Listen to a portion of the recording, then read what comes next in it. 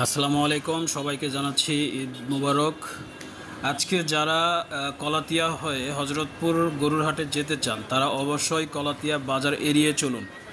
কলাতিয়া বাজার ব্যতীত অন্য কোনো রাস্তা ব্যবহার করুন, কারণ কলাতিয়া রাস্তায় ভীষণ জ্যাম, যেটা আপনারা ভিডিওতে দেখতেই পাচ্ছেন। যেখানে আমার 1 মিনিটের রাস্তা যেখানে 10 মিনিটের রাস্তা সেখানে দেখা যাচ্ছে 1 ঘন্টা লেগে যাচ্ছে। তো সবাই চেষ্টা করবেন কলাতিয়া বাজার এড়িয়ে চলার জন্য, তা না হলে আপনাদের হাটে পৌঁছাইতে বিকেল 4টাও বেজে যেতে পারে। এখন সময় 1:30টার সময় জটিল অবস্থা, জটিল যানজট। 10 মিনিটের রাস্তা 1 ঘন্টায় আসা গেল না।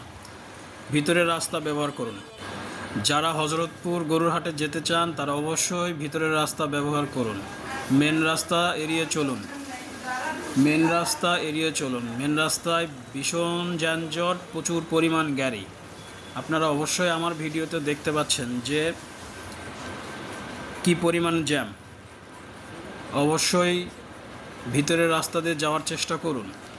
মেন রাস্তায় ভীষণ জ্যাম। যারা ঢাকাবাসী হজরতপুর গরুরহাটে যারা ঢাকা থেকে আসতেছেন তাদের সকলকেই বলে দিচ্ছি যে আপনারা কলাতিয়া বাজার এড়িয়ে চলুন। কলাতিয়া বাজারে প্রচুর পরিমাণ জ্যামজট।